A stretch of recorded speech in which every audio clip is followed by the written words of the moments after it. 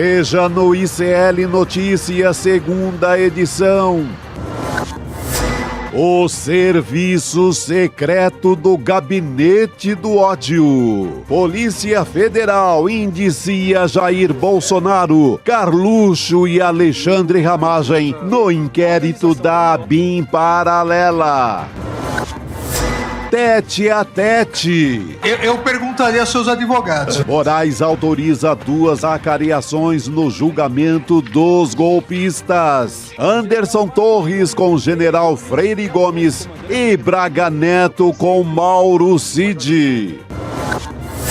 O jogo de Trump no Oriente Médio. Presidente dos Estados Unidos diz que sabe localização do líder supremo do Irã, mas que não vai matá-lo por enquanto. O ICL Notícias, segunda edição, está no ar.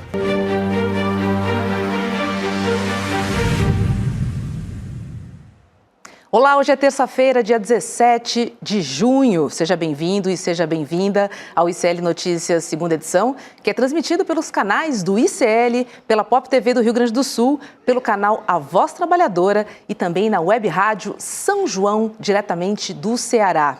A gente recebe daqui a pouquinho Heloísa Vilela e Carolina Brígido para falar do novo indiciamento de Jair Bolsonaro, agora ao lado do seu filho, o 02, também conhecido como Carluxo. É isso aí, gente. A PF indica que a ABIN foi usada para espionar adversários e servir de apoio para o gabinete do ódio. A Elô também vai comentar a acariação que o Xandão autorizou entre Braga Neto e Mauro Cid. Quem também vai estar com a gente daqui a pouquinho é o jornalista Igor Melo, que vai conversar sobre a suspeita da Polícia Federal, olha essa, de que a decisão judicial que autoriza a nova operação contra Mauro Cid, que essa operação tenha vazado antes do cumprimento dos mandatos.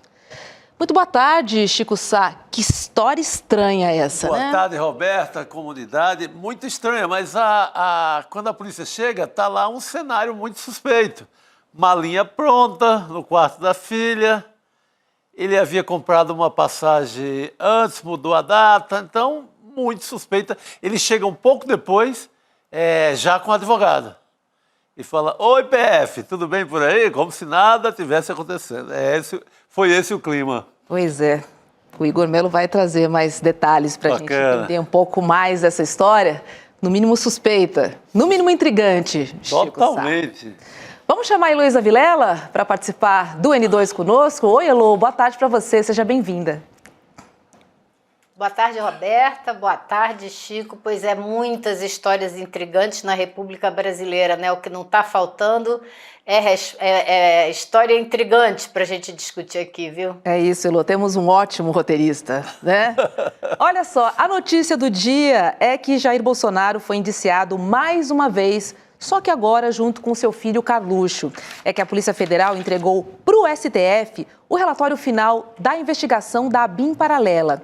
São cerca de 30 indiciados e Jair Bolsonaro aparece como chefe de organização criminosa que fez espionagens ilegais durante o seu governo. E aí o deputado federal Alexandre Ramagem, que era na época o então diretor-geral da ABIN, ele também figura na lista de indiciados. Heloísa Vilela, temos aí pelo menos 30 indiciados, então, né? Entre eles Jair Bolsonaro, Carluxo e Alexandre Ramagem, sendo que é um repeteco, né, de Jair Bolsonaro e Alexandre Ramagem, que já estão atrelados ao inquérito do golpe. E repeteco para o Bolsonaro, mais uma vez, ser chefe de uma organização criminosa, que também é uma das acusações contra ele no inquérito da tentativa de golpe, do processo, ação penal, devia dizer, o inquérito já foi, né? Ação penal da tentativa de golpe. Então, mais uma vez. E o Ramagem, ele conseguiu se livrar de 2 das 5 acusações que lhe foram feitas na tentativa de golpe, porque ele é deputado federal, houve uma movimentação na Câmara, ele conseguiu se livrar de 2 acusações. Agora vem ele e vai participar de mais um processo, né? Ainda está só no começo, ainda o indiciamento só da Polícia Federal, que ainda tem que levar para o Ministério Público, Procuradoria-Geral tem que denunciar, e aí o Supremo aceitar e começar, então, esse outro processo do qual ele é acusado de ter participado. Então, esse processo, essa história toda da ABIN paralela, ela envolve não só o governo que passou, mas até o atual governo, de certa forma, porque a atual cúpula da ABIN está toda implicada numa tentativa de tentar atrapalhar a Polícia Federal a descobrir os desmandos da ABIN paralela. Então, são pessoas que ficaram dentro da ABIN, que vieram de fora, diga-se de passagem, vieram da Polícia Federal, não são funcionários de carreira da ABIN, mas ficaram lá dentro tentando impedir a Polícia Federal de levantar todos esses crimes da ABIN paralela.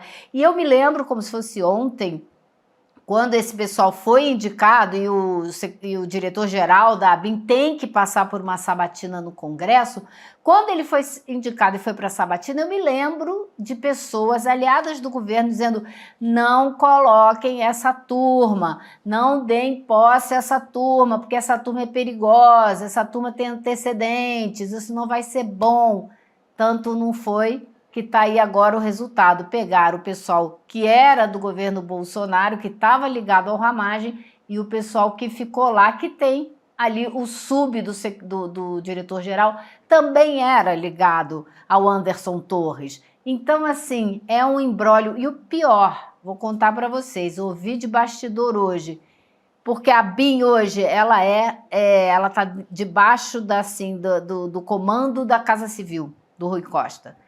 E depois de tudo que já aconteceu e vem acontecendo com essa cúpula da ABIN, eu ouvi hoje de fontes do Planalto de que ainda hoje ele estaria fazendo um esforço para proteger essa turma da cúpula. Não sei como, não consigo entender, mas é o que eu ouvi de bastidor. Agora, o mais interessante para a gente, acho que para a população brasileira em geral, é o indiciamento do Bolsonaro e do Ramagem, porque o Ramagem é essa figura que a gente já está acompanhando aqui há tempos, não só no Congresso, né, mas como ex-diretor da ABIN, que fez, assim, espionagem secreta de vários ministros do Supremo, de políticos, até de aliados do Bolsonaro. Ele investigou Barroso, Alexandre de Moraes, a Toffoli, Gilmar. Ele ficou monitorando o Lira, Pacheco, todo mundo. Então, assim, E o Carlos Bolsonaro, que usou para proveito próprio, para problemas pessoais, para tentar resolver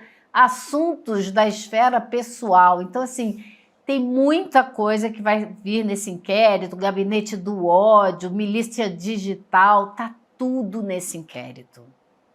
E olha, no relatório final, Chico, os investigadores reuniram diversas conversas que indicam o uso da ABIN para interesses particulares de Carlos Bolsonaro, o 02.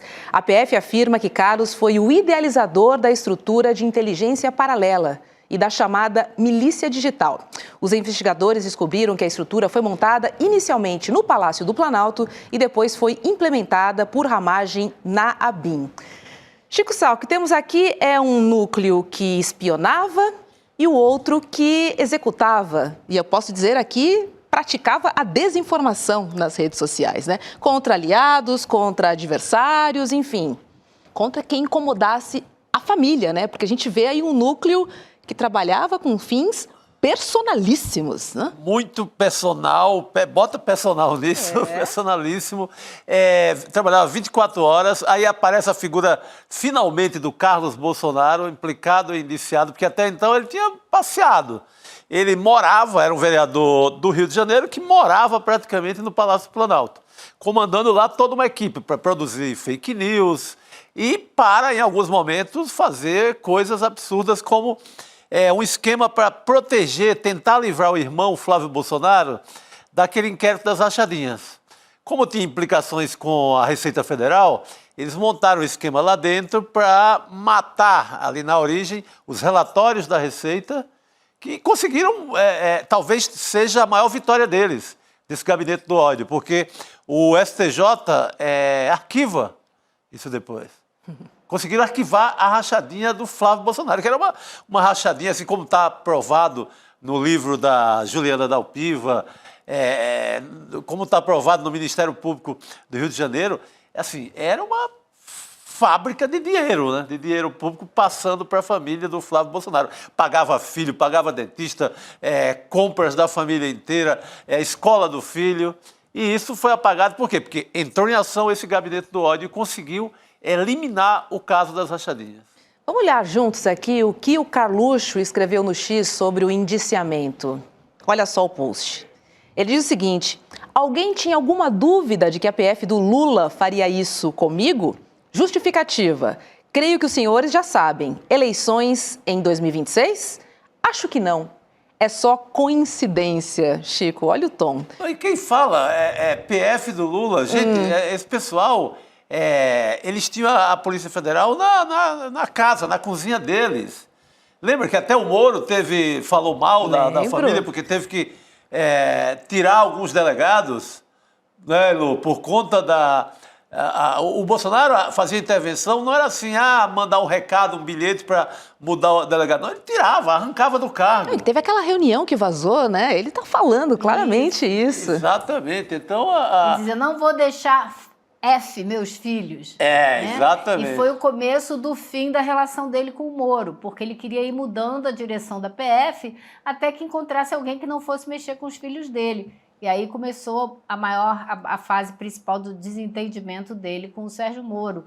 Mas esse relatório da Polícia Federal, que inclusive a Juliana Dalpiva trouxe hoje cedo, no começo da tarde, no começo da manhã, no meio da manhã, com exclusividade, né, aqui para o ICL, ela mostra também que uma funcionária do Carlos Bolsonaro, depois que o Ramagem já tinha saído da ABIN, ainda mandava pedido de ajuda, preciso levantar informação sobre o inquérito tal, que está com o delegado tal, o que mostra que o Ramagem continuava tendo acesso e influência na ABIN, o que confirma essa história de que ele deixou por ali umas pessoas-chave para ele continuar acessando a ABIN e fazendo uso, né, dessa agência de inteligência de Estado em proveito da turma dele, né?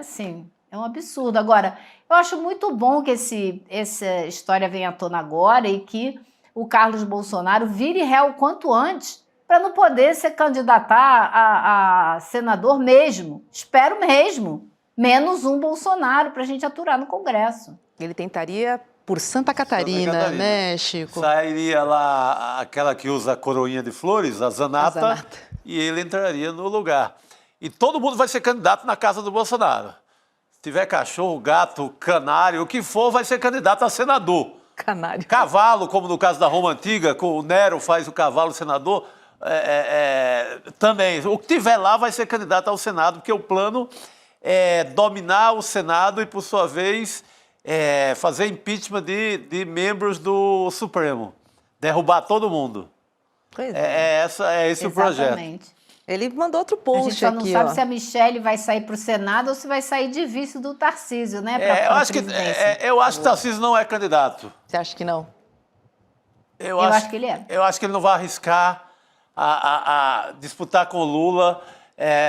Mesmo o Lula com esses números de popularidade, o dono está com a máquina na mão, vai ter mais 1 ano e meio, eu acho que não sai. Tarcísio estava com o Bolsonaro. Olha, Chico, hoje, eu achava isso. Eu achava isso até anteontem. Mas as coisas que começaram a acontecer de ontem para cá, eu estou achando que essa história está mudando. Né? Aquela história do Tarcísio ter ido lá fazer aquela pregação e falando com os evangélicos em linguagem bíblica. E agora, hoje, o Bolsonaro foi lá encontrar com ele, eles iam numa feira agrícola, sei lá, uma coisa no interior de São Paulo. Estão andando ali encangados um no outro ali o tempo inteiro. Mas eles estão se testando, eu acho, né? Porque o Tarcísio está começando a querer ter um voo próprio. A impressão que eu tenho de longe, tá? O Tarcísio está começando a querer ter um voo próprio, construir um caminho, e o Bolsonaro vai querer impor a mulher dele como vice para segurar a chapa de alguma maneira. Já está vendo que não tem mais condição de evitar que o Tarcísio saia. Eu acho que isso, os últimos 2 dias, esse vento começou a mudar de direção. Elô, você tem razão. Assim, você pega os jornais, a campanha está na Folha, está no Estadão, está no Globo, há uma campanha, há uma pressão do empresariado, da turma do dinheiro para valer de São Paulo, para que ele seja candidato. Mas, olha, é arriscar uma vaga ali que é garantida no Palácio dos Bandeirantes, quase garantida, disputar com Luiz Inácio Lula da Silva, mesmo o bicho estando ali, não estando na plenitude de popularidade, é arriscado. Eu ainda acho que vai um laranjão desse aí, um Caiado da vida, um Ratinho Júnior, e o Tarcísio fica guardado para 2030. O que você acha que o Kassab acha disso, hein, Chico? O Kassab acha ótimo que o Tarcísio não saia candidato. Porque depois ele pega a vaga, ele tem mais 4, final desses 4, com mais 4 anos de Palácio dos Bandeirantes, é muito mais jogo para ele. Ele faz aliança com o governo federal, seja Lula, seja quem for, e segue o jogo para o Kassab. Mas é pura impressão de um comentarista. O jogo está sendo jogado neste momento, né? Numa terça-feira de junho. As peças estão se movimentando neste momento, assim. A gente está O que está muito claro, né, e patente, né, Elô, é assim que seja Tarcísio, seja quem for, o candidato vai ter que ser ungido ali pelo Bolsonaro e garantir indulto, ou, no caso do indulto falhar, ou seja, ser interceptado pelo Supremo Tribunal Federal, ele quer a garantia que, no mínimo, os ministros do Supremo serão cassados ou tirados à força. E o indulto terá que valer. Pois é. Nas palavras... Quem é que vai dar essa garantia?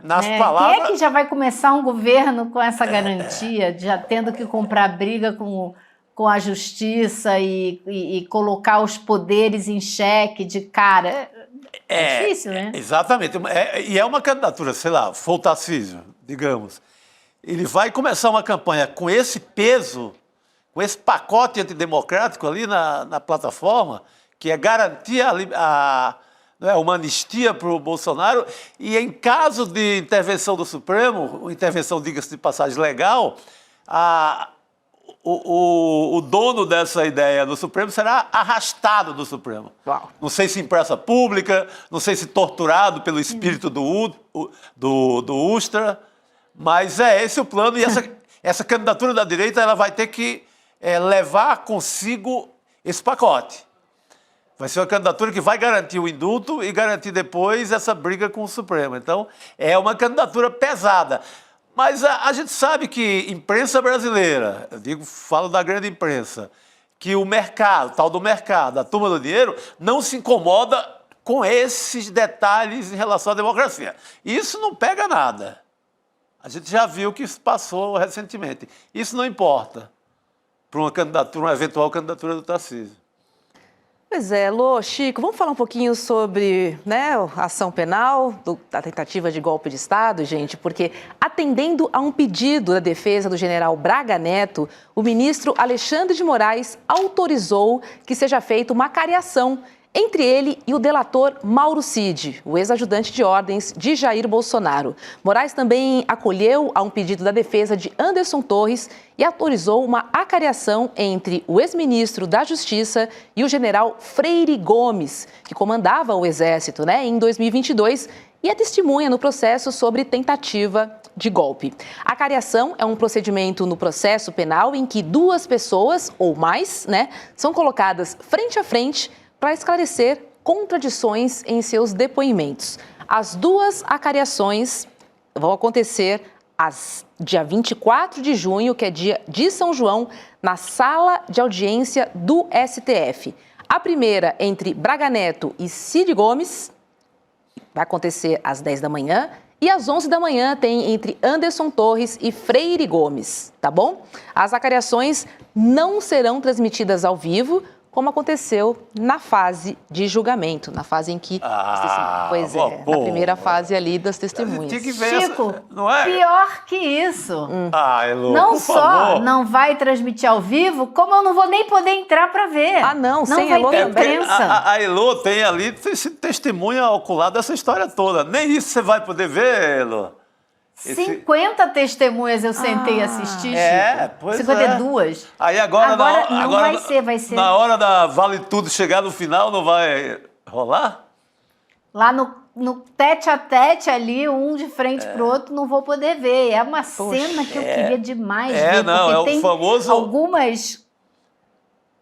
Tem algumas coisas que eles vão tentar descobrir. Você imagina, por exemplo, o Braga Neto, né? O Braga Neto vai se ver de frente com o Cid que disse, entre outras coisas mais leves, que esteve na casa do Braga Neto, onde ele ouviu falar de levar mais gente para os quartéis, trazer mais caminhoneiro, um clima de preparando o golpe. Mais do que isso, Cid que disse para a justiça, disse para todos os juízes, que ele recebeu dinheiro do Braga Neto para a Operação Punhal Verde e Amarelo, que ele recebeu numa caixa de vinho, que colocou no pé dele, do lado do pé dele, debaixo da mesa dele, para ninguém mexer, porque ele ficou com medo que alguém pegasse.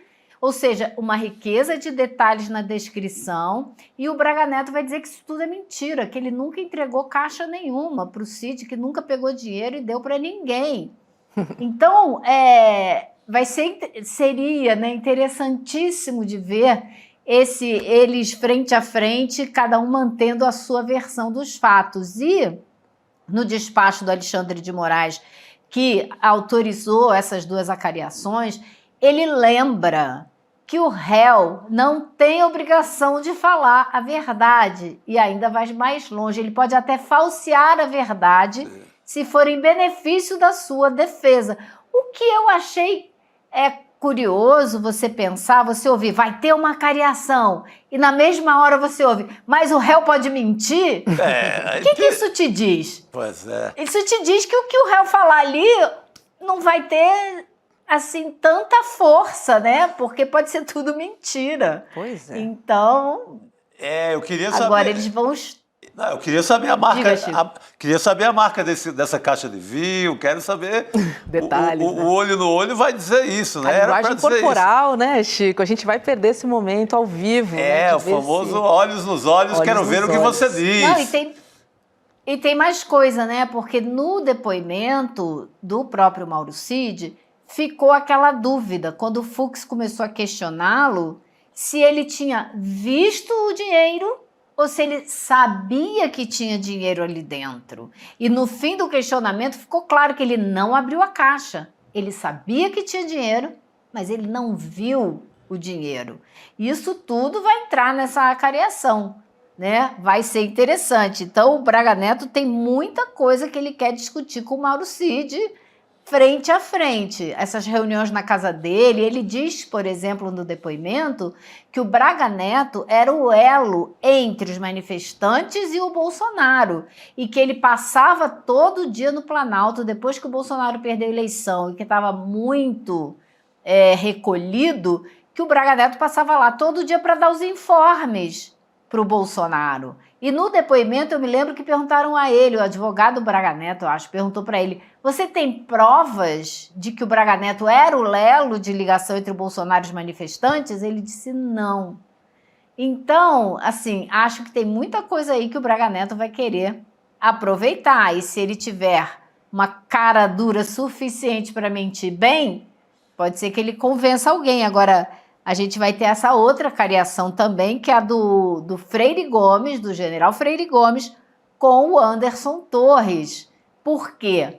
O Freire Gomes disse no depoimento dele que naquelas reuniões em que eles discutiram a minuta golpista, que ele se lembra em algumas reuniões, pelo menos duas, do Anderson Torres estar presente para tirar dúvidas jurídicas de um ponto ou outro. Então ele colocou o Anderson Torres dentro da trama golpista. E o Anderson Torres jura de pé junto que ele nunca esteve em reunião nenhuma e mais. Tem toda a discussão da minuta golpista que foi encontrada na casa do Anderson Torres. E ele diz que ele pediu uma análise, né, uma perícia dessa minuta para mostrar que ela é totalmente diferente do documento que estava sendo discutido na tentativa de golpe. O Alexandre de Moraes autorizou essa perícia. E ele também pediu que seja exigido da Google que aponte quem foi a primeira pessoa que jogou na internet esse documento que foi encontrado na casa dele. Porque ele diz, esse documento existia na internet há muito tempo, não fui eu que fiz, estava lá. Ele não explica por que estava na casa dele, né? Diz que entrou na pasta dele ali, voou, veio ventando ali, caiu na pasta dele. Mas ele quer mostrar que ele não inventou esse documento e que não é o documento, não é a minuta do golpe que estava sendo discutido com o Bolsonaro. Bom, as acariações, na verdade, acontecem na próxima terça-feira, umas 10 da manhã, e a próxima acontece às 11. E a nossa equipe separou um trecho interessante para a gente acompanhar. Mauro Cid dizendo que recebeu dinheiro de Braga Neto e Braga Neto negando completamente essa informação. Vamos ver. O general Braga Neto trouxe uma quantia em dinheiro, que eu também não sei precisar quanto foi, mas com certeza não foi os 100 mil, porque até pelo volume não era tanto, né? Devia ser Então, que foi passado para o Major de Oliveira, no próprio Alvorada. O senhor que passou esse dinheiro? Eu passei, sim, senhor. Eu recebia do general Braga Neto. O senhor recebeu esse dinheiro do general Braga Neto? Sim, senhor, no Palácio da Alvorada. Ele estava onde, esse dinheiro? Ele, não sei. Guardado? Não, guardado onde? Quando o senhor recebeu uma sacola? Estava acho uma caixa de vinho, assim, um botelhazinho assim. Né? E aí eu depois, acho que bobear no mesmo dia, eu passei para o Major de Oliveira. Essa afirmação dele é verdadeira, general? Não é. Eu, como eu disse para o senhor, eu não tinha contato com financiadores, eu não tinha como arrumar dinheiro. Então, sabe, não é verdade, eu não dei dinheiro para ninguém. Independentemente de o senhor ser ou não é verdade responsável por dinheiro, a pergunta é objetiva. O senhor, em algum momento, entregou dinheiro para o coronel Cid? Não. Ai, por que essa cariação não vai ser transmitida ao vivo, Heloísa Vilela? Isso é um castigo para quem acompanhou tudo até agora, como a Elô, né? Pelo amor de Deus. É um castigo, porque era a hora da hora, né? Queria muito, a hora H, queria ver. Claro que a gente tem momentos mais importantes que a gente assistiu, né? Sim. O general Freire Gomes e o Batista Júnior dizendo que o Bolsonaro é um golpista mesmo, mas, mas essa aí vai ser interessante ver. Não é? O Cid dizendo, você me deu o dinheiro. Ele, não entreguei o dinheiro. Não, você me passou o dinheiro. Não, e aquela caixa de vinho? Que caixa de vinho? Caixa de vinho, eu nem bebo. Pois é. E vai ser por aí. Mas tem uma coisa interessante aí, que você tem um tenente-coronel e do outro lado um general. Tem uma questão de hierarquia. Normalmente a patente mais para baixo se intimida, tem medo ali, né, de alguma desobediência e tal, porque isso para a turma militar é muito séria. Nessa ficção louca, essa guerra que eles nunca foram, eles levam muito a sério. Então, vai ser interessante essa história também. Mas como o Cid vai estar em Brasília ali presencialmente e o Braga Neto vai estar lá na cela, vão só dividir a tela, talvez encoraje um pouco mais. Vai ser presencial. Ele vai lá, acariação. Ele vai para Brasília, vai sim. Acariação mesmo. Pelo amor de Deus. Terá que vir, ele vai, então, muito vem mais para essa acariação e volta imediatamente. Muito melhor. Então, Pois é, mais água na boca ainda, né, Chico? Meu Deus, poxa vida. Meu Deus do céu. Ficamos, Elô. Agora, o Cid também, assim, o que se fala dele no momento é que ele está colocando a delação em risco, que ele pode perder os benefícios. Está na hora desse sabiá cantar bonito de novo, né? Não é, Robson? Porque estão questionando muito ele, sabe? Então, acho que é a hora da revanche. Armaram uma arapuca aí para desacreditar a delação dele, tentar botar em risco o benefício da delação, né? Ele tá bem encrencado. E essa questão dele depor contra um general também é importantíssimo. Um general que ele emulava, ele visitava a casa dele, era com ele que ele se aconselhava, né? Era a pessoa que ele ouvia. Então vai ser uma situação bastante difícil para ele, mas ele tem que olhar para o outro lado, para outra ponta dessa história e pensar, bom, ou ele ou eu. Alguém aqui vai para cadeia. Sim. E a minha delação está indo para o saco, porque cada dia aparece um detalhe que vai me tirando a força.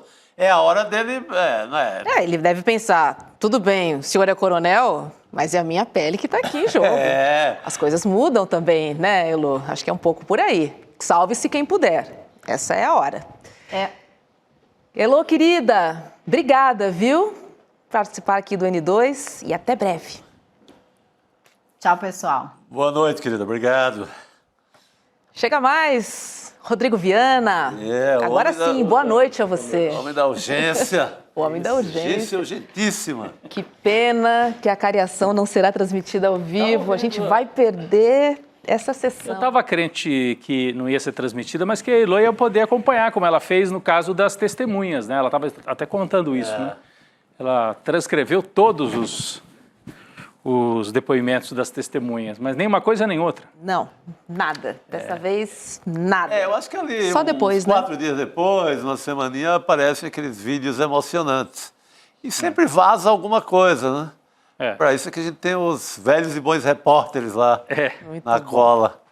Olha só, comunidade, deixa eu dar um recado, deixa eu trazer um recado, porque hoje às 7h, coladinho aqui no N2, tem Precisamos Conversar, o seu encontro marcado com Juliana Baroni, a Sucena, Márcia Tiburi, Nina Silva e também a Sara Zara. E na pauta, elas vão falar sobre alguns assuntos interessantes. Olha, a força da mãe solo brasileira e a batalha pela pensão alimentícia. Elas vão conversar também sobre a geração que está com o QI abaixo dos pais. E a pergunta é, será que os celulares estão mesmo fabricando os chamados cretinos digitais, Chico? Sim, e com certeza. Sim, e com certeza. Boa! Ela também vai debater as redes sociais e também vão falar sobre a liberdade de expressão, né? O que o STF decidiu e o que muda na internet e por que isso importa tanto para 2026. Lembrando que temos eleições. E ainda na pauta tem a escritora feminista nigeriana Chimamanda Adichie, que ela está no Brasil, e a dica da melhor série de humor da atualidade. Essa eu quero ver também. Fiquei curioso. Qual é a melhor série de humor da atualidade? Aguardem, 7 horas da noite, vamos conversar. Tá bom. É isso, tá? E para você o cardápio de conversa, hein? Exatamente, o link Muito da bom. transmissão, né? E avisar sempre quando tiver um programa inédito, entre no grupo de WhatsApp, que é icl.com.br/Precisamos Conversar. Às 7 horas da noite, coladinho no N2, tem mais um programa inédito aqui, debate feminino e acalorado, que a gente gosta tanto. A maior roda plural que a gente tem de mulheres aqui no ICL. Isso aí. Precisamos Conversar, tá bom?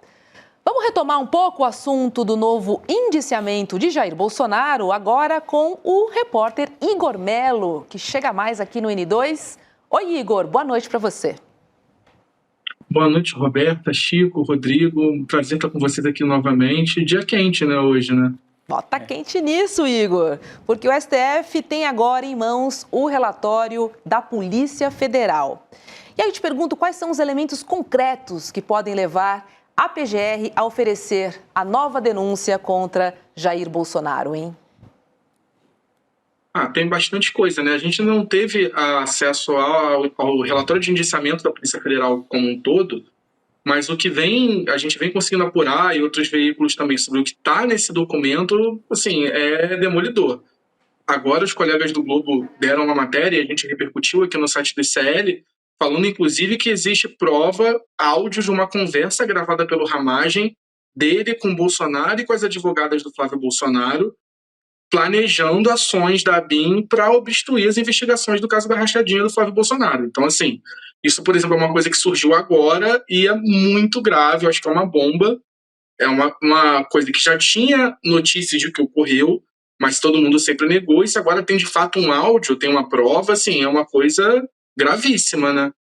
Nossa, a gente citou aqui no começo do programa, Igor, isso é uma bomba de verdade, né? Porque é a grande operação da família para livrar o Flávio Bolsonaro da rachadinha, que é a primeira grande denúncia também do governo, e os caras agem e agora temos esse áudio, a conversa, o combinadinho ali, como advogados tramaram essa história. A gente tem uma arte, Igor, para a gente ver o papel de cada um nessa organização criminosa. Vamos ver aqui, ó.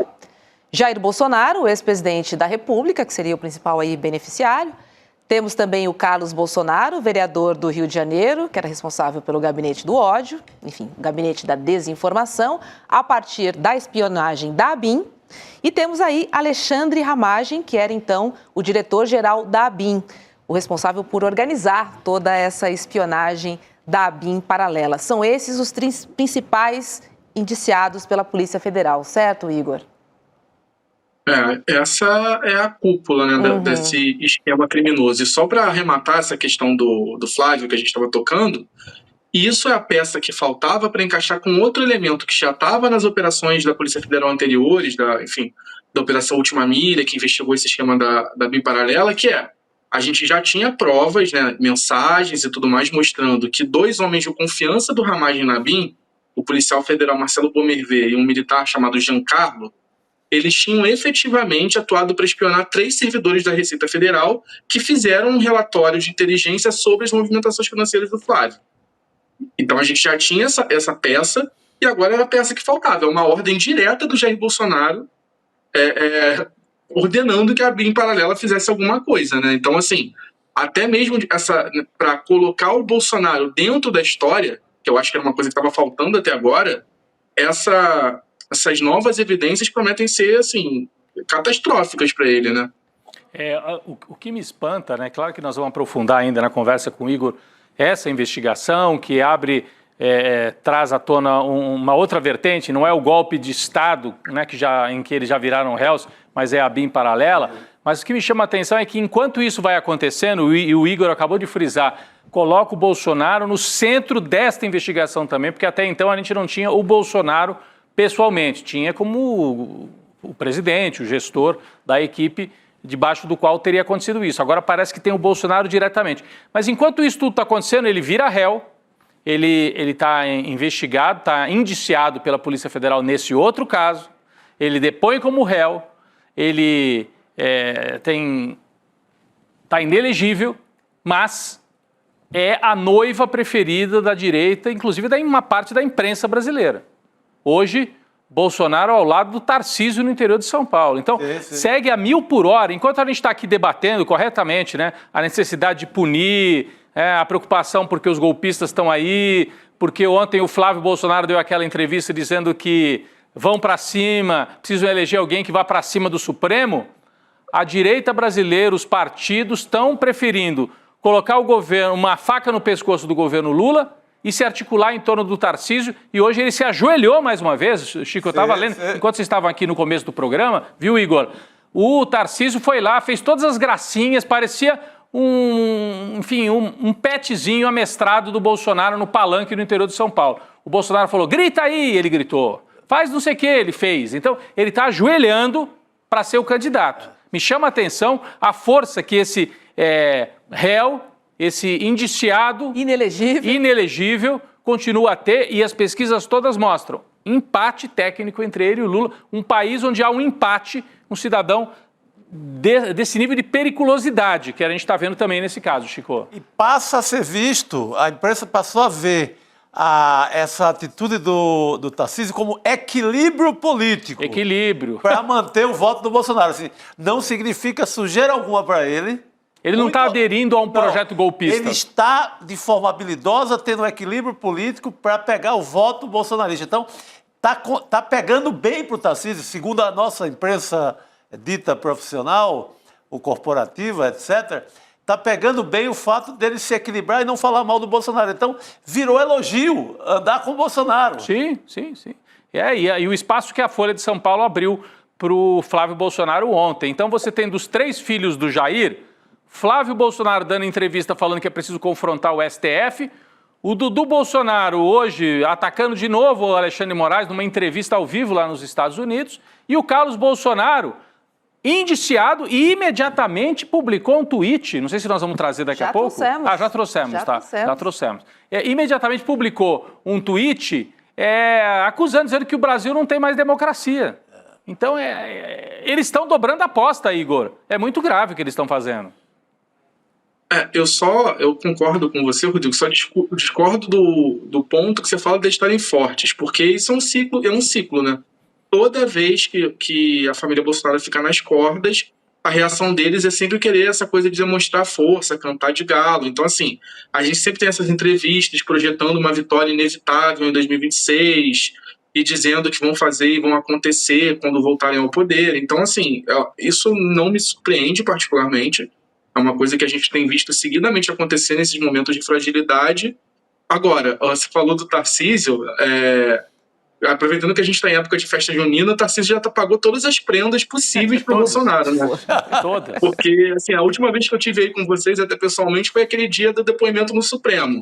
Onde ele foi lá só para bater o cartão de que estava defendendo o Bolsonaro e tudo mais, que não teve tentativa de golpe, e agora hoje nós temos mais essa. Então, assim, ele está fazendo tudo ao alcance dele para ter esse apoio, né? Eu peço até desculpa, eu derivei um pouco aqui, a gente estava na análise mais jurídica e policial, por enquanto, né? Porque é relatório da Polícia Federal, ainda não é a PGR, né, Roberta? Você destacou, quer dizer, a polícia entregou o relatório indiciando, agora vamos ver o que a PGR faz. Provavelmente vai denunciar, né? Sim. Mas eu interrompi aqui algo que era uma análise mais jurídica, para trazer o componente mas político. Foi importante, que é o dia de um potencial candidato da direita, o adversário do Lula. Exato. Praticamente definido, né? Eu duvido ainda, mas...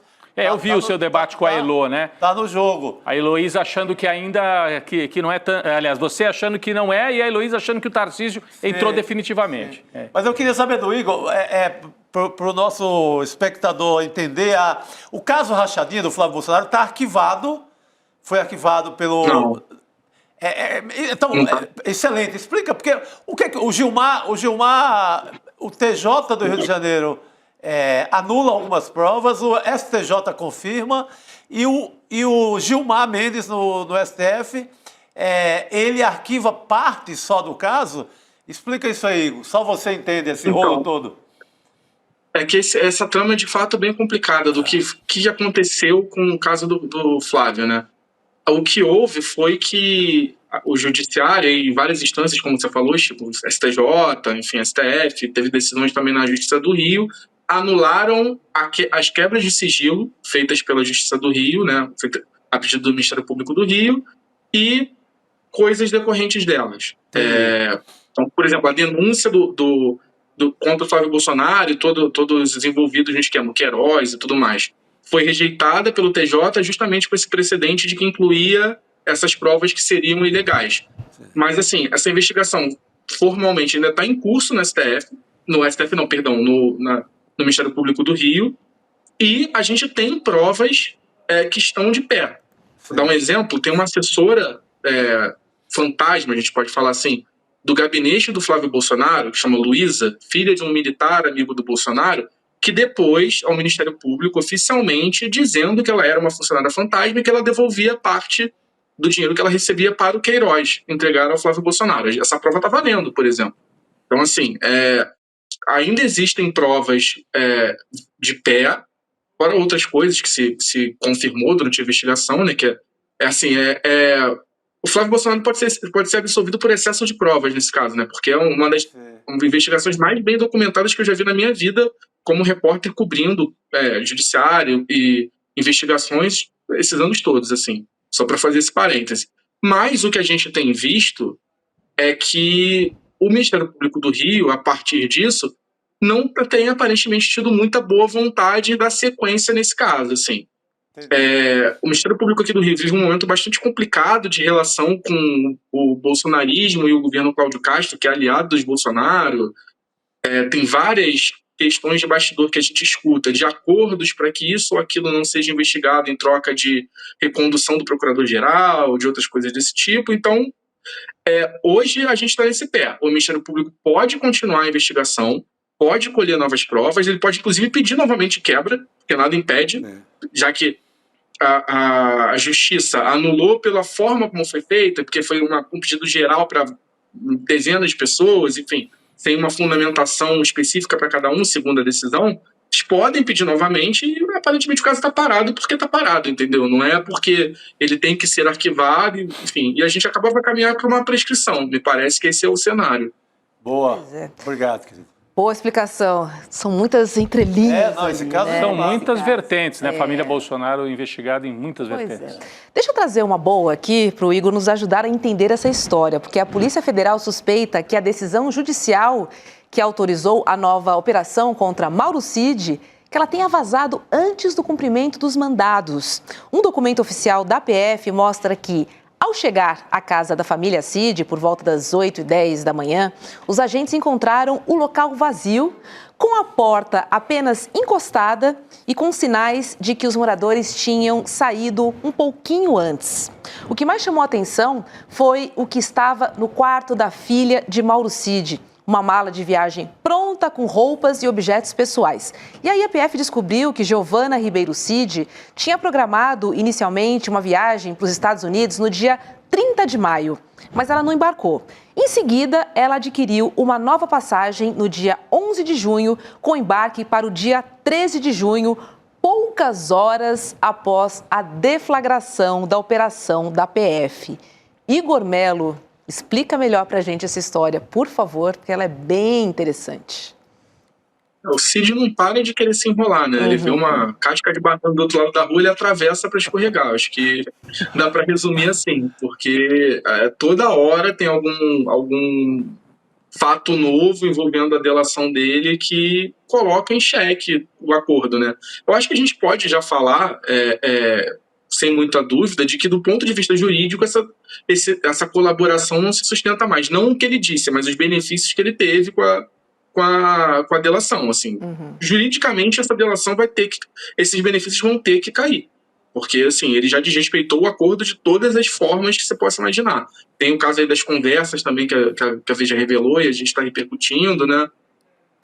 Mas, assim, a minha análise é que agora a decisão de derrubar a colaboração, os benefícios da colaboração ou não, é muito mais política do que jurídica, porque o que me parece que está rolando no bastidor aí é um cabo de guerra de puxar o Cid para um lado ou para o outro. A gente percebe nitidamente, até pelos depoimentos e tudo mais do Cid, ele fica extremamente desconfortável nessa posição de delator. Eu acho até que no STF, nesse depoimento agora, ele tentou abrandar várias coisas que ele disse justamente porque ele estava falando em público para todo mundo ver. Dentro das Forças Armadas pega muito mal essa posição de delatar que ele tem. Então, ele tá mantendo ainda, me parece, porque ele está se beneficiando do acordo. Mas a partir do momento que esse acordo for cancelado, me parece cada vez mais claro que ele pode dar um tiro de 180 graus aí e começar a falar o que a família Bolsonaro quer. E os outros réus querem, que essa delação foi imposta a ele, que ele foi intimidado pelo Alexandre de Moraes a fazer, que já é um pouco o que estão nessas mensagens, inclusive, né? O discurso que ele tentava emplacar ali internamente no grupo que ele fazia parte, enquanto ele estava delatando na Polícia Federal.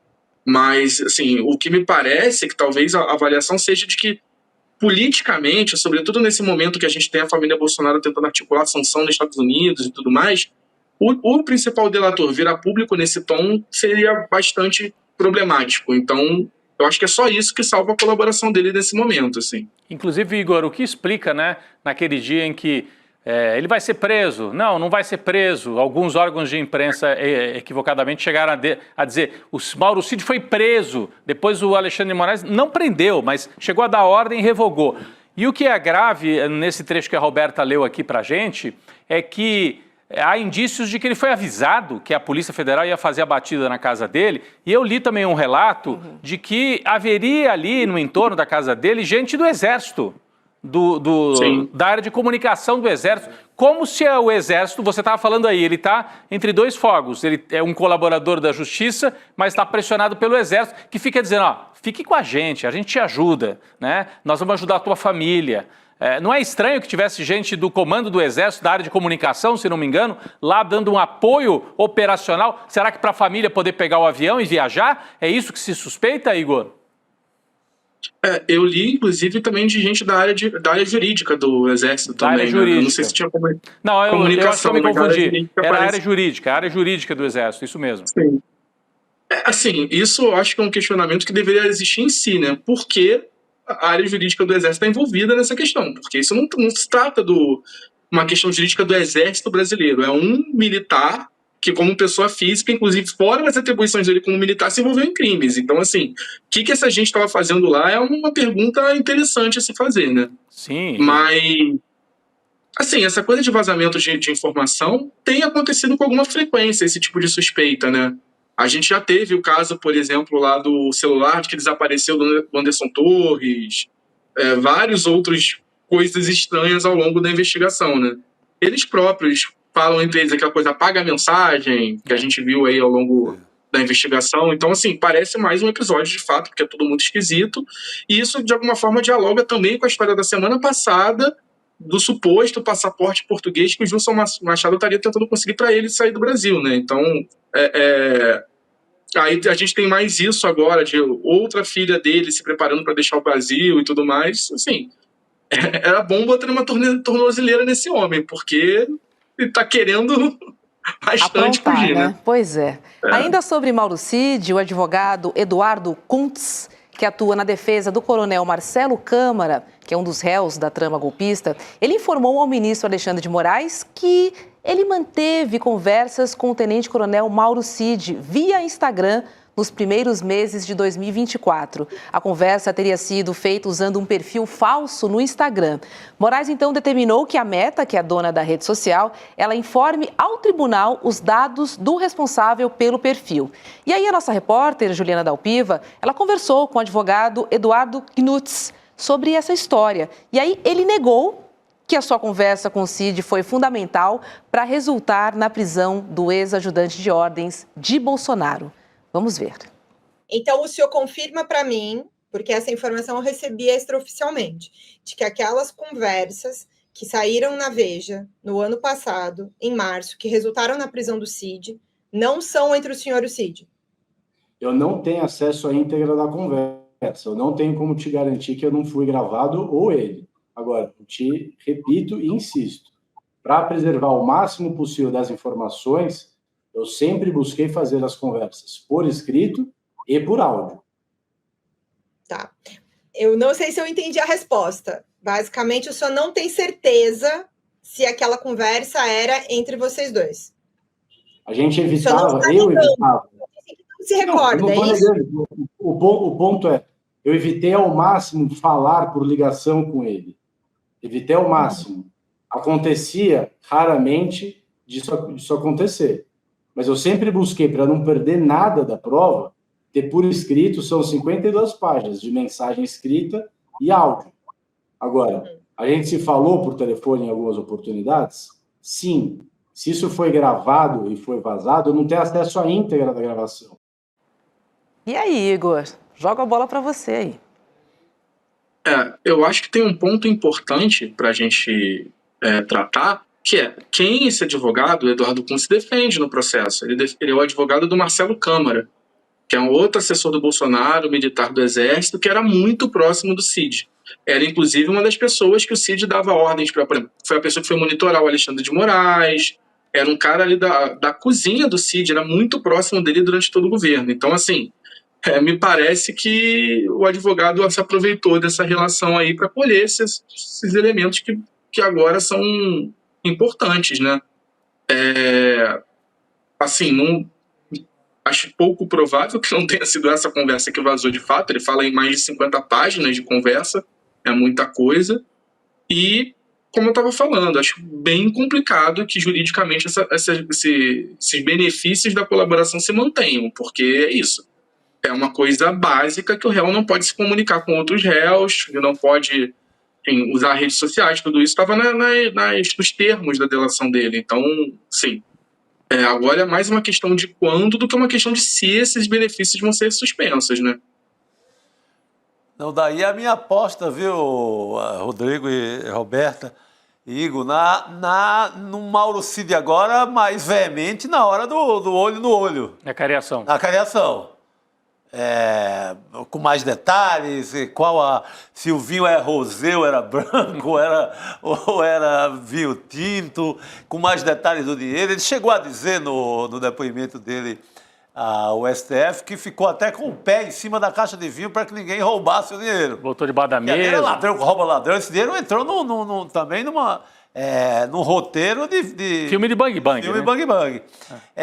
Então, eu acredito que seja um personagem agora, psicologicamente, tendendo a justificar porque eu sou um delator. Porque eu mereço o benefício. Benefício, Fica bem claro Boa, isso. melhor, Roberto. Porque eu mereço o benefício. Se eu estou sendo acossado. Todo dia aparece algo que me descredencia como um bom delator. A minha chance é agora. Ou eu canto bonito... Me parece, Chico... Por favor, vai lá. Me parece que assim, o Cid está no momento mais frágil nessa relação como colaborador desde aquele episódio em que ele foi lá para confirmar o plano Punhal Verde e Amarelo, né? Que ele recebeu, assim, como a gente diz aqui no Rio, um já é ou já era. Tipo, que ou fala agora a verdade ou vai ser preso. E a gente teve aquela audiência onde ele confirma isso, confirma a questão do dinheiro e tudo mais. Me parece que ele está num nível de problema igual ou maior. Sim. Agora, o Chico estava citando esse depoimento que ele fala do pé na caixa de vinho e tudo mais. Uma coisa que eu achei engraçada e me chamou a atenção no dia foi que ele fala do tamanho da caixa e tudo mais, e aí ele consegue estimar que ali não tinha 100 mil. Ele deve estar bastante habituado em lidar com grandes somas de dinheiro vivo, né? Para saber exatamente quanto cabe numa caixa de vinho. Ele faz um gesto assim. Eu não sei quanto dá para botar. Ele faz um gesto assim, era um dinheiro assim, talvez não tivesse 100 mil. E o Braga Neto também, na fala dele, ele fala, não era o financiador, assim, tá lidando com financiadores. Não era o financiador. Agora, só um dado importante também, só para complementar, o advogado, esse Kuntz, né, que deu entrevista para Juliana Dalpiva, ele quer dizer, como decorrência da contestação, da delação, que todas as provas obtidas a partir da delação também sejam excluídas do processo. Então, eles estão jogando uma jogada pesada. Você desmoralizar o Mauro Cid. Se vai cancelar ou não a delação para o Bolsonaro, para o Braga Neto e para o Marcelo Câmara, não interessa tanto. Que eles, né? Agora, o que interessa para eles é tira a delação, tira os benefícios e cancela as provas. Mas aí eu acho que é um caminho um pouco mais complicado juridicamente. Mas é nessa operação que eles estão, e esse advogado é um advogado ligadíssimo ao meio militar. Ligadíssimo ao meio militar. Ele foi advogado também daquele assessor. Vocês lembram daquele caso do assessor do Xandão, que foi preso porque teria agredido a mulher aqui em São Paulo, a Polícia Civil pegou a arma dele? Lembra desse caso, Roberta? Quem é que defendeu esse sujeito? Esse Eduardo Kuntz, né? Que estava naquela operação de questionar o Alexandre de Moraes, aqueles artigos lá do Glenn Greenwald, da Folha de São Paulo. Então, esse advogado é um advogado que entra em operação para rachar. Naquela lá, eles tentaram demolir todo o trabalho do Alexandre de Moraes, dizendo que ele tinha abusado e tal, etc. Agora é uma operação para desmontar a delação do Mauro Cid. Então não é um advogado bonzinho que estava ali conversando e por acaso guardou estas mensagens. É uma operação militar o que nós estamos vendo. E o trabalho do advogado pode incluir isso. Eu não estou dizendo que ele está fazendo nada ilegal, mas é uma operação. Estão com elementos de contra-informação. Contra-informação, é isso. Ele tem esse dado militar. Não é um advogado qualquer, assim. Não é. Não é. Ele opera numa linha muito sofisticada. Isso. Então, aquele caso que acabou no Jundiaí, numa delegacia. É aquele caso. Aquele caso ele foi muito hábil, né? Ele quis desmoralizar o Xandão, assim, numa operação muito hábil. Isso. Então, assim, é para a gente ficar de olho mesmo. O que eu tenho conversado com juristas, gente que entende do assunto, parece ter pouco risco da delação do Cid como um todo cair por conta disso, porque são coisas separadas. Uma coisa são as informações que o delator apresenta e o que ele colabora com a investigação, outra são os benefícios que o delator tem a partir disso, né? O acordo que ele faz eu entrego esses crimes, cumpro outras partes do acordo, como, por exemplo, de não se comunicar com réus, de não usar rede social, no caso do Cid, tudo isso, e por isso tudo, por esse conjunto da obra, eu recebo um perdão ou uma pena menor, ou no caso do Cid, por exemplo, tem a questão do pai, né, que foi negociada, de o pai não responder, enfim.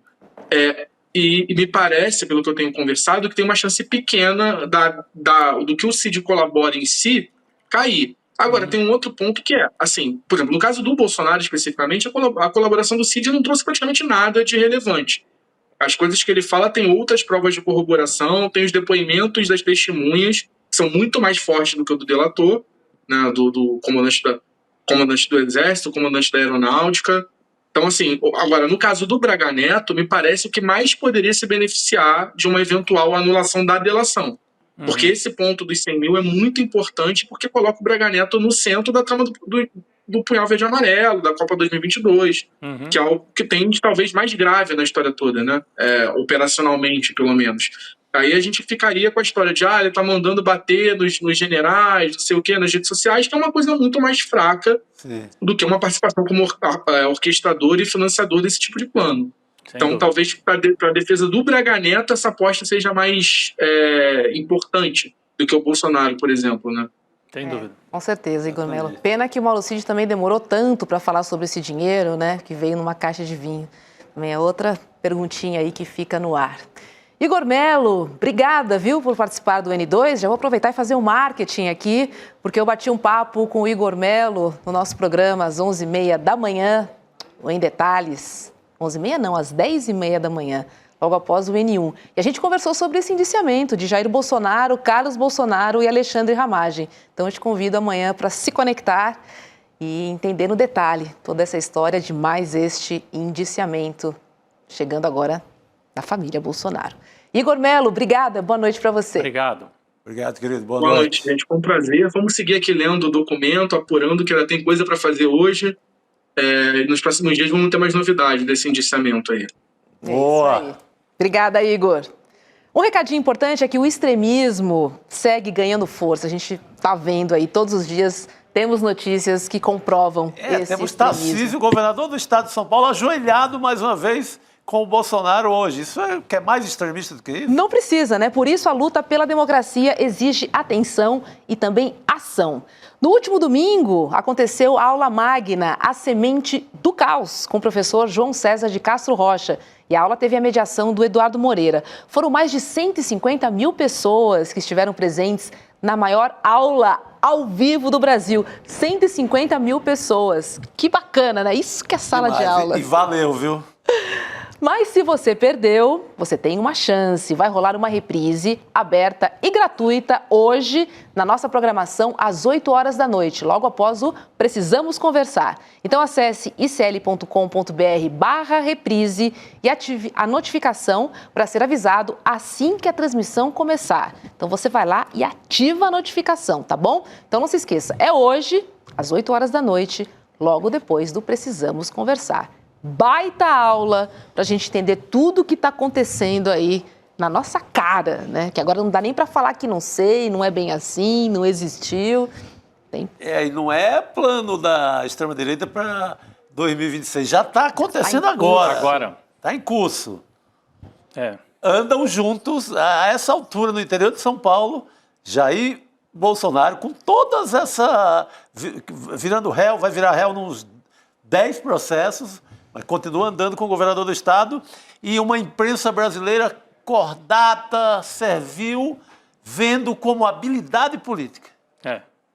E ontem, assim, só para complementar e a importância da aula do professor Castro Rocha, a gente falou bastante sobre isso ontem aqui no N2 também, a entrevista do Flávio Bolsonaro à Folha de São Paulo, dizendo que eles precisam eleger pela direita um presidente que garanta o indulto, mas que isso não basta. Vamos dizer, na teoria do Flávio Bolsonaro, elege um presidente, o Tarcísio, ele indulta o Bolsonaro, e se o Supremo disser, não, o indulto é inconstitucional, não pode. Aí ele diz, temos que eleger alguém que indulta e topa a briga contra o Supremo. Uma briga que vai virar um conflito de poderes e pode terminar numa disputa de força. Ele falou isso na entrevista. Sim. Então eles estão ameaçando escancaradamente a democracia de novo, como já fizeram outras vezes. Está em marcha esse movimento e o Castro Rocha traz para a gente a explicação sobre isso tudo. Eu vi hoje o Zé Disseu. O Zé Disseu já passou por muitas coisas na história. Sim. Né? Ele não é de se espantar com nada, mas isso pegou para ele. Ele hoje, numa entrevista na Globo News, ele dizendo... ele chama a atenção por como essa candidatura da direita vai ser pesada nesse sentido. Ela vai ter que embutir, ela vai ter que acolher a ideia de não termos democracia. Sim. Não é uma candidatura moderada. Não, é uma candidatura radicalizada ao limite. Ela tem um golpe a tiracolo. Exato. Porque se o indulto funciona, aí o Supremo questiona, aí o que vai acontecer com esse ministro do Supremo? Está em jogo a cabeça dele. Por isso que eles estão falando em eleger senadores, né, para poder derrubar ministro do Supremo. Então é um golpe duplo, né, colocar um presidente de direita que indulte, que confronte a decisão judicial e depois um cara que ainda tope bancar a derrubada de ministro. Então é golpe via institucional. Eles começaram falando de um cabo e um soldado para fechar o Supremo. Agora eles estão falando de senador de extrema-direita para fechar o Supremo. É nesse caminho que nós estamos. Que loucura, né? Vamos chamar agora a Carolina Brígido para a gente analisar junto com ela esses indiciamentos aí no caso da BIM Paralela. Oi, Carol, boa noite para você. A questão agora, Carol, é saber se o indiciamento de Jair Bolsonaro, no caso da BIM Paralela, vai ter alguma interferência no julgamento da trama golpista. Agora, interferindo ou não, como é que esse novo indiciamento pode complicar ainda mais a vida de Bolsonaro no Supremo? Boa noite para você. Boa noite. Boa noite para vocês no estúdio, boa noite a todos que estão nos acompanhando hoje. Bom, primeiro de tudo, é bom a gente fazer uma diferenciação do que é indiciamento no aspecto jurídico dele, né? Não existe aspecto jurídico no indiciamento. O indiciamento é quando a polícia encontra indícios contra alguém e aí elabora um relatório, que é o relatório final daquela investigação policial. Portanto, esse caso não está ainda na justiça. O que acontece agora? A praxe é que a Polícia Federal entrega esse relatório ao Supremo Tribunal Federal e daí o STF vai lá e pede um parecer para a Procuradoria-Geral da República. Se o Procurador-Geral da República, Paulo Gonet, achar que é o caso, que tem provas o suficiente na investigação da Polícia Federal, daí sim ele manda uma denúncia ao Supremo Tribunal Federal. E se o STF receber essa denúncia, aí sim ele vira réu em mais uma ação penal.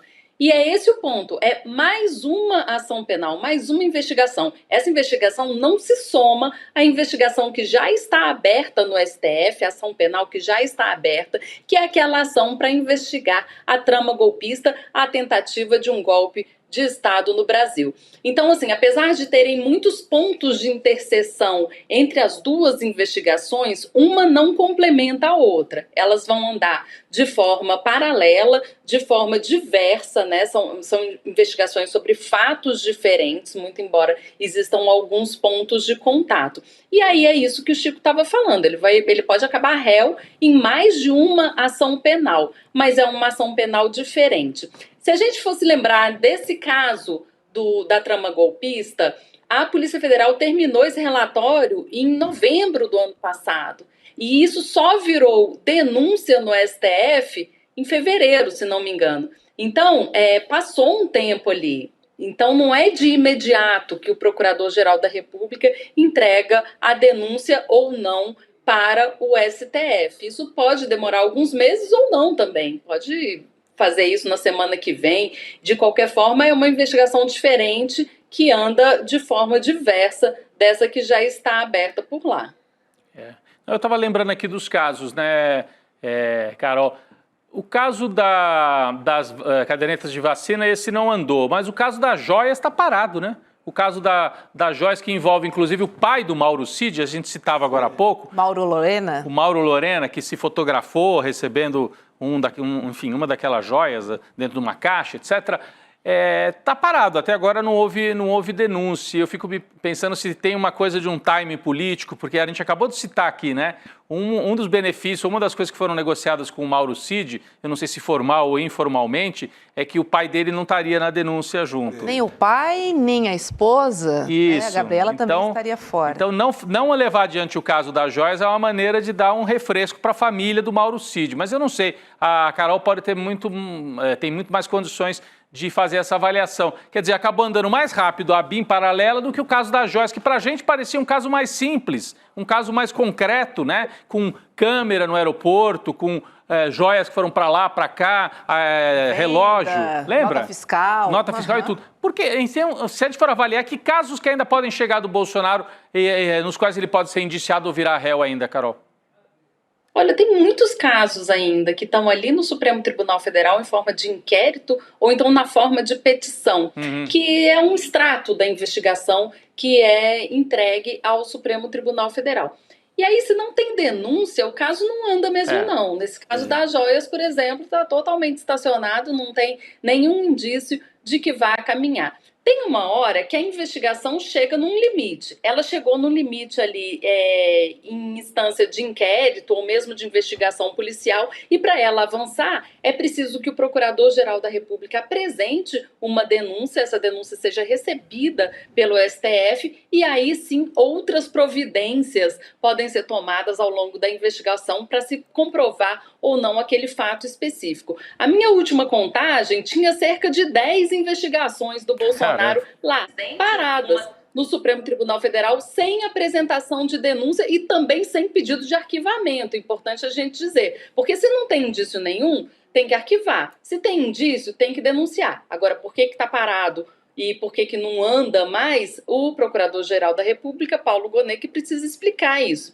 Até nesse caso da trama golpista, a gente sabe que demorou bastante, né? Entre a posse de Gonet na Procuradoria-Geral da República e a apresentação da denúncia. A verdade é o seguinte, é que a gente aqui no jornalismo, a gente tem um timing totalmente diferente do timing jurídico, né? Muitas vezes o tempo do Ministério Público não é o tempo da opinião pública, que fica querendo que os danos causados à sociedade sejam reparados logo. Então a gente vai precisar aguardar para ver o que o Procurador-Geral da República vai fazer com esses casos. Até teve uma hipótese dentro da Procuradoria-Geral da República, vocês vão se lembrar, que esse caso das vacinas e também o caso das joias seriam todos acoplados a esse caso da trama golpista, que seriam provas complementares. Acabou que isso não virou realidade, né? O caso da trama golpista veio sozinho, os outros ficaram pelo caminho e só o tempo vai dizer pra gente se isso vai virar uma denúncia, podendo virar uma ação penal, ou se isso vai ser arquivado por falta de prova em algum momento. O fato é que precisa, sim, ter um destino para essas investigações. Elas não podem ficar lá estacionadas para sempre no Supremo Tribunal Federal. Eu lembrei, Carol, de quando estava numa campanha para arrecadar aqueles 17 milhões em PIX, no que ele disse agora no depoimento ao Supremo, que venceu até a arrecadação do Criança Esperança, para se gabar de que ele é um bom arrecadador de dinheiro das pessoas, ele chega a citar ali, eu tenho 600 processos contra mim, eu tenho que ter muito dinheiro para me defender. Então ele elencava ali esses principais, né, que é a trama golpista, que é o que está pegando, é o que está mais avançado, as joias, o cartão de vacina, esses principais, mas tem muita coisa aí no varejo que não ou que ficou paralisado. Tinha aquele caso até de importunação da baleia. Assim. Eles adoravam aquilo ali. É uma capivara sem limite mesmo. Então, mas o que estava ali com mais visibilidade, e eu creio que mais próximo de dar em alguma coisa, é a questão das joias. Das joias, claro. Ali você tem vídeo, você tem material, prova material do crime, você tem foto, você tem o Lorena Cid numa selfie... magistral. De traição, né? Uma selfie que ele se trai totalmente, mostrando ali a joia. Então é farto aquele material. Eu acredito. E também tem a curiosidade de ser o caso, digamos, mais de fácil compreensão popular. Mas ele tá amortecido, né? Por algum motivo a Procuradoria, não sei se foi uma tática judicial, preferiu deixar esse caso guardado ali, guardado nos escaninhos para, na hora adequada, ou arquivar ou então colocar para rodar. Eu acho que estão guardando por interessante a gente analisar o perfil do Gonet. Ele é bem diferente do perfil, por exemplo, do Janot, que era o Rodrigo Janot, era o Procurador-Geral da República, na época da Lava Jato, né? Ele apresentou dezenas de denúncias ao Supremo Tribunal Federal, muito poucas resultaram em ação penal e depois resultaram em condenação, porque depois os ministros consideraram que não havia prova suficiente ali naquelas denúncias que respaldassem algum tipo de condenação ou mesmo abertura de ação penal.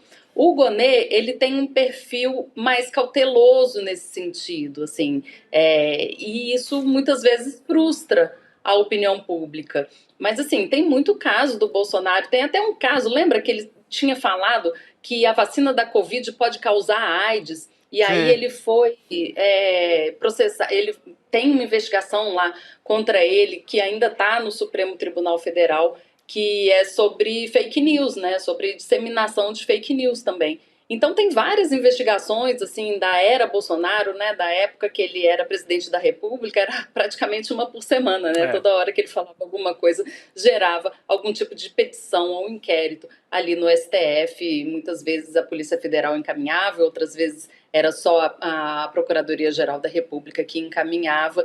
Então, assim, tem bastante coisa lá que eles vão precisar, em algum momento, na Procuradoria-Geral da República, para parar, para analisar o que ali tem futuro e o que ali é só fumaça. Desculpa, você ia falar, né? Eu queria fazer uma pergunta para a Carol, vai lá. porque vamos ter acariações era na essa próxima minha. terça-feira. E o Xandão proibiu a transmissão ao vivo e também a presença de jornalistas. A gente estava conversando com a Elô sobre isso. Carol, por que você acha que ele proibiu? O que será que é inconveniente para o Xandão em relação à transmissão ao vivo, hein? Complicado, né? Porque a legislação penal diz que o depoimento dos réus, ele precisa ser público. Então, de alguma forma, tem ali uma justificativa, né? Mas acho que talvez para deixar eles mais à vontade, não sei, né? Ali tem que entrar dentro da cabeça do Xandão para saber. Mas, assim, o que a gente sabe é que só acaba quando termina, né? A gente achou que tinham acabado todos os depoimentos, todos os interrogatórios, já foram ouvidas testemunhas de defesa, testemunha de acusação, também já foram ouvidos todos os réus.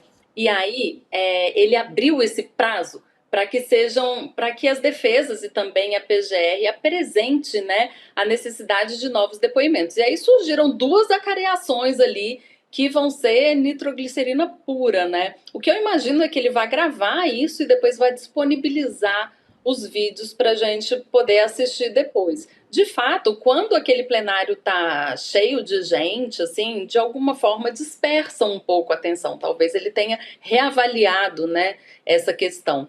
Mas ele disponibilizando depois os vídeos não deixa de ser público, né? O depoimento, apesar da gente não poder assistir eles ao vivo. E aí, o que acontece? A hora que acabar essa criação e também o restante da produção de provas, esse caso entra na reta final da tramitação, né?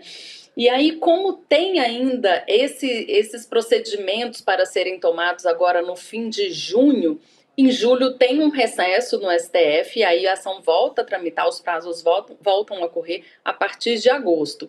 Então, ainda tem uma série de burocracias previstas na legislação, que é a apresentação de manifestação final de todos os réus e também da Procuradoria-Geral da República. Depois Alexandre de Moraes embala isso tudo e faz um voto, libera para julgamento. O mais provável é que isso ocorra a partir de outubro. O que acontece em outubro? O cenário ali no Supremo vai estar um pouco diferente, porque em setembro termina o mandato de Luiz Roberto Barroso e começa o mandato de Edson Fachin ali na presidência do STF. E na primeira turma também vai mudar o comando.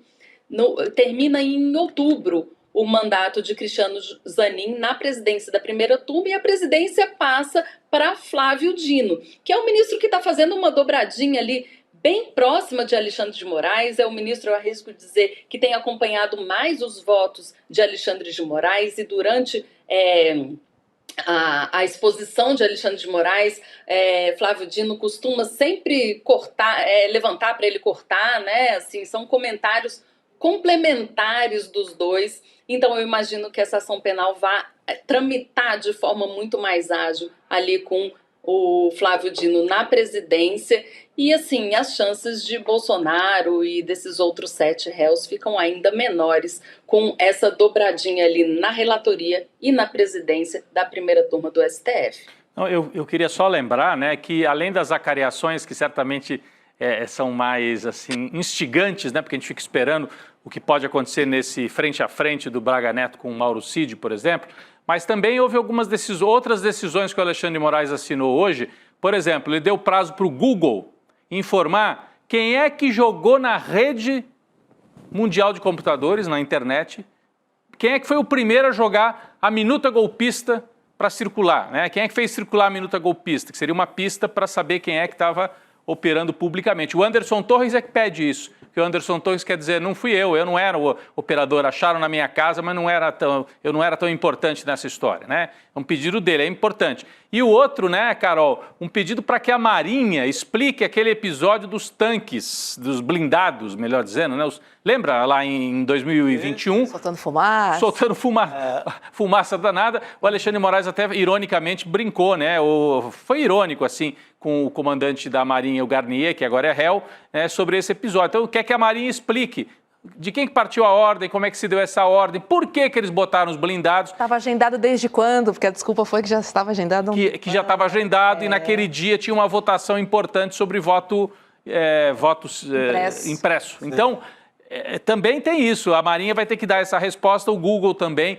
São procedimentos aí complementares que vieram na mesma decisão de hoje em que o Alexandre de Moraes mandou fazer as acariações. Só para complementar aqui também a informação, Roberto. Exato, por isso que joga mais para frente o julgamento final dessa ação penal. Foi isso, foi determinado um prazo de 48 horas para que o comandante da Marinha, almirante Marco Sampaio Olsen, informem a data em que foi expedida a diretiva relativa à Operação Formosa 2021, cuja execução se deu no mês de agosto de 21. Também essa determinação para o Google também pediu para juntarem documentos apresentados pela defesa de Paulo Sérgio Nogueira e também determinou que a defesa de Anderson Torres deu um prazo de 5 dias para juntarem aos autos exames periciais com diversas finalidades, como, por exemplo, o conteúdo da minuta encontrada na casa dele. Então, assim, essas diligências que foram determinadas, somadas a essas acareações, também jogam um julgamento final mais para frente, porque precisa cumprir esse prazo, precisa anexar esse material precisa ser analisado pelo ministro Alexandre de Moraes antes de elaborar um voto. Ou seja, a investigação não é só ouvir testemunha, não é só ouvir os réus, não basta a palavra dessas pessoas, é preciso comprovar com meios materiais o que essas pessoas disseram perante o STF. Isso é justiça, né? É como funciona mesmo. Sobre justiça. Isso que nós estamos falando aqui. Carol, obrigada, viu, por participar conosco aqui do N2. Uma boa noite para você. Boa noite. Boa noite. Obrigada a vocês, boa noite, até a próxima. Vamos falar agora do nosso noticiário internacional, falar sobre a guerra, né, entre Israel e Irã. Essa guerra agora tem uma novidade, que é Donald Trump. Hoje o presidente dos Estados Unidos usou o pronome nós para anunciar sua postura contra o Irã, deixando ainda mais claro a relação Estados Unidos-Israel e a sua vontade de entrar de cabeça na guerra. Em sua rede social, o Trump afirmou ter controle total e completo dos céus do Irã, além de falar que sabe a localização do líder supremo do Irã, o Ali Khamenei, mas que ele decidiu poupá-lo por enquanto. Vamos ver o que o Trump disse. Abre aspas aqui no post, ó. Agora temos controle total e completo dos céus do Irã. Sabemos exatamente onde o chamado líder supremo está escondido.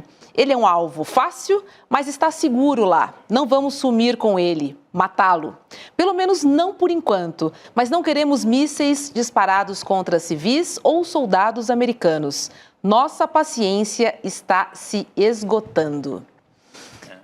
Olha, se precisava de algo mais claro. Donald Trump. Eu vou confessar para vocês. O Pentágono já despachou mais mísseis no arsenal, tá indo tudo aqui de guerra. Vem aí recessão americana, recessão do império para valer, porque com mais esses gastos, com mais uma guerra... Ou uma aposta de os Estados Unidos entrarem para tentar liquidar rápido a guerra, também pode ser uma aposta por aí, né? Porque quanto mais ela se prolongue, do ponto de vista da economia, como explicou outro dia o professor Trevisan aqui para a gente, o maior prejuízo que o Irã pode provocar para o Ocidente não é na área militar, mas na área econômica. Né? Por causa do petróleo, né? Está subindo já no mundo inteiro. E não é de hoje, gente, que Trump está botando o dedo, né, na guerra entre Israel e Irã. Ontem, o presidente dos Estados Unidos pediu para a população iraniana evacuar Teherã, que é a capital do país, o que gerou um caos generalizado e também trânsito na cidade. São as imagens que a gente está vendo aí. Agora, O que será do mundo, hein, se Trump decidir atacar o Irã? Porque se ele decidir atacar, a gente sabe onde, né? E é um perigo para o mundo. Inclusive nas instalações nucleares, isso que você está dizendo, né, Roberto? Exatamente. Porque os Estados, me parece que as armas de Israel não são suficientes para... Ir tão profundamente. E tão profundamente, exatamente, né? Porque a principal usina onde o Irã processa urânio são subterrâneas. Então precisaria daquelas bombas que só os Estados Unidos têm para atingir o subterrâneo. Só que se atingir, você destrói o programa nuclear iraniano e, ao mesmo tempo, libera radiação nuclear numa tragédia talvez sem precedentes, né? Talvez sem precedentes. É algo gravíssimo. Nós estamos no meio dessa operação que está acontecendo, enfim, a qualquer momento, né? Complicado, né? Meu Deus do céu. O nome disso, na Bíblia, chamava Apocalipse. Mas já mudaram hoje em dia. Pois é. Deixa eu trazer mais uma internacional, porque o controlador da cidade de Nova York e candidato à prefeitura da cidade, o Brad Lander, ele foi preso nesta terça-feira por agentes federais em um tribunal de imigração no sul de Manhattan. Ele tentava escoltar um imigrante para fora do prédio para impedir a sua prisão. Lander, que é um democrata, estava observando os procedimentos do principal tribunal de imigração da cidade, onde um grande número de imigrantes estão sendo presos por agentes do ICE, o Serviço de Imigração e Alfândega dos Estados Unidos. Em um vídeo que está circulando, Lander aparece ao lado de um imigrante em um corredor lotado, quando vários homens se aproximam em uma tentativa de prender o migrante. Lander tenta então impedir, mas acaba sendo separado do imigrante e logo depois é algemado. É mais uma imagem. Outro dia foi aquele senador que foi tentar questionar alguém da Casa Branca e também acabou derrubado no chão, algemado. Se faz isso com autoridades, imagina com o povo, né? O que está acontecendo. Se é na Venezuela, hein? Se é na Venezuela uma cena dessa, hein? Não está na hora de chamar de regime, o regime de Donald Trump, que eles chamam de o regime, não sei de onde, é o regime de Donald Trump, o regime de extrema-direita. E olha só, deixa eu trazer uma imagem curiosa, porque durante a reunião de líderes do G7, o presidente Lula se distraiu na hora da foto oficial. E os outros chefes de Estado precisaram chamar a atenção do presidente brasileiro. Vamos ver.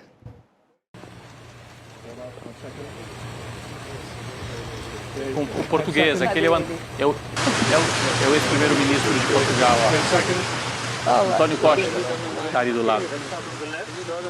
O Zelensky ao lado do Lula. Olha lá, aí alguém puxa o Lula. O Lula, vem para cá. Vamos tirar foto, Lula? Tem que tirar a foto. O Lula se distraiu conversando com o português Antônio Costa, acho que era, né? Foi bater um papo e era a hora da foto. Lula, depois a gente fala. Olha o passarinho. Gosta de falar o Lula, hein? Não, gosta aquela de falar. Tipo, é foto, não é vídeo. É foto, não é vídeo, Lula. Faz favor aí. Tipo aí. Faz favor ele. Então é isso, Lula participa do encontro da cúpula do G7 como convidado e o encontro acontece no Canadá. O presidente Donald Trump, dos Estados Unidos, não ficou até o final para o momento desta foto aí que a gente viu agora. E não ficou até o final porque ele foi articular isso que o Chico estava falando e você, Roberto. Talvez um ataque direto dos Estados Unidos ao Irã, por isso que o Trump se ausenta do final da reunião lá do G7, nem aparece na foto. Pois é, foi lá, fez reuniões ali bilaterais, no final do dia foi embora para resolver despachar algumas uns questões. mísseis aqui, um pacote de mísseis novos. É isso. Para Israel. Tá certo. Boa noite, Rodrigo. Obrigado, Roberto. Boa Obrigado, noite, Chico. Boa noite, querida. Beijo, obrigado. comunidade. Obrigada por sua companhia. E vem aí, precisamos conversar. Opa, tchau, tchau. Imperdível. Fala, turma. A gente teve no domingo uma das aulas mais importantes da história do ICL e também uma das que teve o maior público até hoje. Uma aula onde o professor João César Castro Rocha revelou em detalhes o plano em curso da extrema-direita no Brasil. E é um plano para semear o caos e colher o poder total. Se você não assistiu essa aula, você tem a obrigação de fazê-la. Isso porque se todos não souberem do que está acontecendo e se a gente não se juntar para enfrentar, a gente corre o maior perigo que já correu até hoje. A gente liberou o replay dessa aula para que você possa assistir. Quer saber como as notícias do dia impactam o seu bolso? Então cola comigo no Mercado Investimentos. Durante a semana eu explico os movimentos da economia e o mais importante, como isso bate na porta da sua vida. No preço da gasolina, dos juros do cartão, do aluguel e do carrinho de compras. E eu queria te perguntar, o preço subiu mesmo? Porque as pessoas estão cautelosas e receosas com os preços. Elas acham que a inflação vai subir e aumenta essa desigualdade. De segunda a sexta-feira, ao vivo, das 11 às 11h30, um panorama econômico do Brasil e do mundo no canal do ICL Notícias. A informação que faz a diferença no seu dia.